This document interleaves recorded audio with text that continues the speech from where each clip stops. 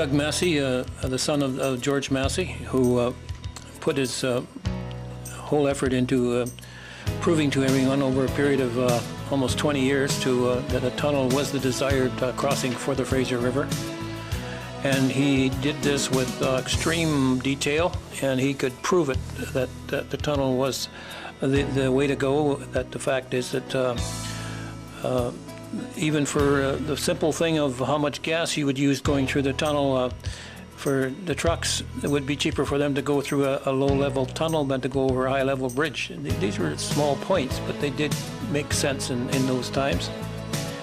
And he drew his own maps, made his own maps up, and had his own standing rig to hold the map. And that's all in the file at the museum in Ladner.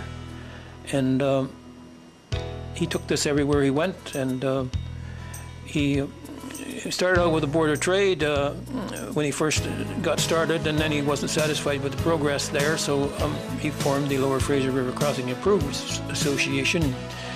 And he put out a fair amount of money, of his own personal money, doing this, and he really got, in the end, he got the satisfaction of seeing the tunnel crossing. He didn't really get anything in return financially for this. In fact, he spent a considerable amount of money phoning over to Denmark to talk to Hans Benson of Christiania and Nielsen, and my mother gave him hell for that, because times weren't all that great.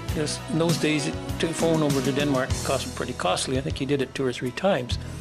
But and in the end, I think he got a small contract for building some of the testing equipment for the sediment and currents and stuff. And in the film that he made, he'll show you where some of the local fishermen, Ralph and Ken Tancock and Jimmy Capaduca and old Locke Holmes, were all involved, and showing him using the equipment. And that's basically the maximum that my father got out of it. And but in the end, he got the satisfaction of, he worked so hard, and he got the satisfaction of knowing that finally his dream and his vision was finally accomplished.